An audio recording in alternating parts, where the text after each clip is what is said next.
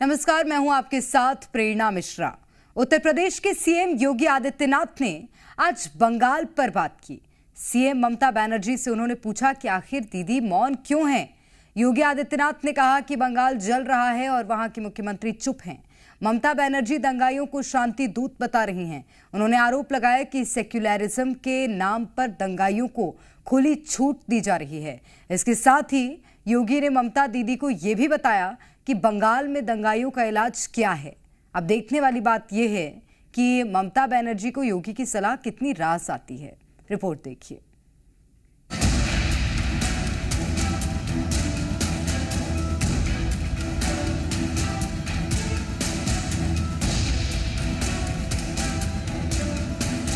वक्फ कानून के विरोध के नाम पर बंगाल में हिंसा की ऐसी आग भड़की कि ये बेकाबू होने लगी। लोगों को अपना घर बार छोड़ने को मजबूर होना पड़ा और इसी मुद्दे को यूपी के सीएम योगी आदित्यनाथ ने उठा लिया। योगी आदित्यनाथ ने सार्वजनिक मंच से कहा है कि लातों के भूत बातों से नहीं मानते। आप देख रहे होंगे बंगाल जल रहा है, वहां की मुख्यमंत्री चुप है, दंगाइयों को शांति दूत कहती है।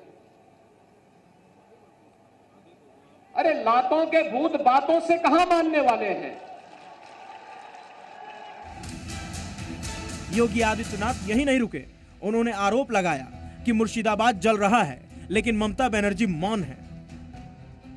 सेकुलरिज्म के नाम पर इन लोगों ने दंगाइयों को दंगा करने की पूरी छूट दे रखी है। पूरा मुर्शिदाबाद पिछले एक सप्ताह से जल रहा है, सरकार मौन है। बहनों और भाइयों, इस प्रकार की अराजकता पे लगाम लगनी चाहिए। ऐसा नहीं है कि ममता बनर्जी ने बंगाल की हिंसा पर चुप्पी नहीं तोड़ी। उन्होंने दावा किया है कि अगर कोई पीड़ित है तो वो उसके साथ है। কোন জন্মাই একা জন্মাই, আবার যখন চলে যাই একা চলে যাই। তাই কিসের লড়াই, কিসের দাঙ্গা, কিসের যুদ্ধ, কিসের অশান্তি। যদি কারোর উপরে কোনো আঘাত আসে, সে অবহেলিতই হোক, সে শোষিতই হোক, সে বঞ্চিতই হোক, সে নির্যাতিতই হোক, সে কোনো ধর্মের লোকই হোক, আমরা কিন্তু তাদের সকলের পাশে দাঁড়াই।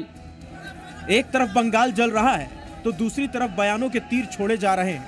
बंगाल बीजेपी के नेताओं का दावा है कि ममता सरकार दंगा चाहती है।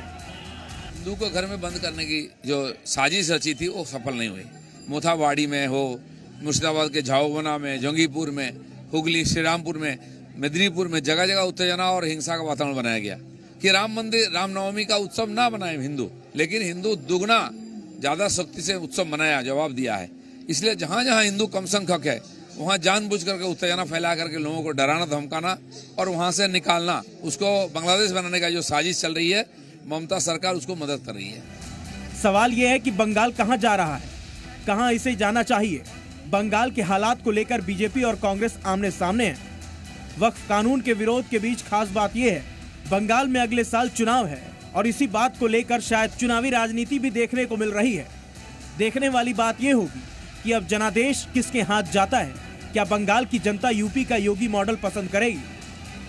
अरे लातों के भूत बातों से कहां मानने वाले हैं। ब्यूरो रिपोर्ट, जी मीडिया। वहीं पश्चिम बंगाल में हिंसा की नई तस्वीर सामने आई है। तस्वीरों में तबाही के अलावा कुछ नहीं दिख रहा है। मुर्शिदाबाद दंगों के बाद तबाही ही तबाही दिख रही है। दंगाइयों ने हिंदुओं के घर जला दिए। घर जलाने से पहले भीषण लूटपाट भी की गई।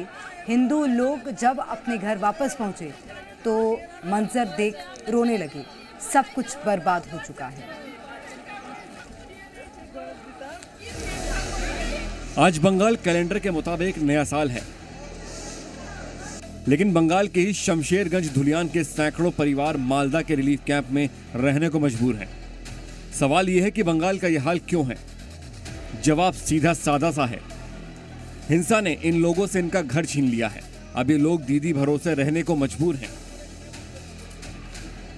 धिक्कार है, अपने ही देश में अपना ही घर छोड़कर लोग रिलीफ कैंप में रह रहे हैं और ममता सरकार को कुछ भी गड़बड़ नहीं दिख रहा। हालात इतने बुरे हैं कि आज सुबह यही सवाल बंगाल बीजेपी के नेता शुभेंदु अधिकारी ने भी उठाया और दावा किया कि मुर्शिदाबाद में लोगों को जब काटा जा रहा है तो वहां कैसे नया साल मना सकते हैं।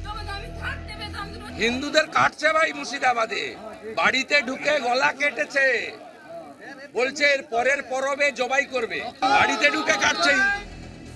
बंगाल के हालात को लेकर ममता बनर्जी चौतरफा घिरी हुई हैं। जेडीयू ने भी दावा किया है कि बंगाल में केंद्रीय एजेंसियों को अब जाने से कोई नहीं रोक सकता। ये अब सार्वभौमिक सत्य है कि कानून व्यवस्था की स्थिति पश्चिमी बंगाल में खराब हो चुकी है। यद्यपि मैं आर्टिकल 356 का दुरुपयोग करने के विरुद्ध रहा हूँ, लेकिन केंद्रीय एजेंसियों को अब वहाँ पर जाने से कोई नहीं रोक सकता। इस बीच बंगाल के मुर्शिदाबाद जिले के धुलियान से हिंसा का एक और वीडियो सामने आया है, जहां 11 अप्रैल को वक्फ कानून के खिलाफ प्रदर्शन के दौरान हिंसा भड़क उठी। बीएसएफ और सीआरपीएफ की तैनाती के बाद स्थिति बदली तो है, लेकिन लोगों को हिंसा की भारी कमी चुकानी पड़ी है।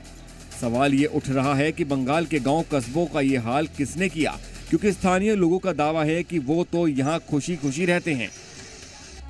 बंगाल में हिंसा की हालत ये कि बिहार के भागलपुर से हावड़ा जाने वाली वंदे भारत एक्सप्रेस पर सोमवार को भागलपुर और टिकानी स्टेशन के बीच पथराव हुआ। इस घटना में किसी को चोट तो नहीं आई, लेकिन इसे लेकर रेलवे प्रशासन चौकन्ना हो गया है। पत्थरबाजों की तलाश हो रही है। मेरा आग्रह है कि जो रेल है वो भारत की राष्ट्र की संपत्ति है, इसको नुकसान हम लोगों को नहीं पहुंचाना चाहिए, क्योंकि हम इस सब का प्रयोग करते हैं। बहरहाल बंगाल आज नया साल मना रहा है, लेकिन बंगाल में रहने वाले हर बंगाली को ये सौभाग्य नहीं मिल पाया है। अपने घर को छोड़कर रिलीफ कैंप में रहने वाले लोगों को जवाब कौन देगा? क्या इनका हाल देखकर भी ममता बनर्जी यही कहेंगी कि बंगाल में शांति है? ब्यूरो रिपोर्ट, जी मीडिया।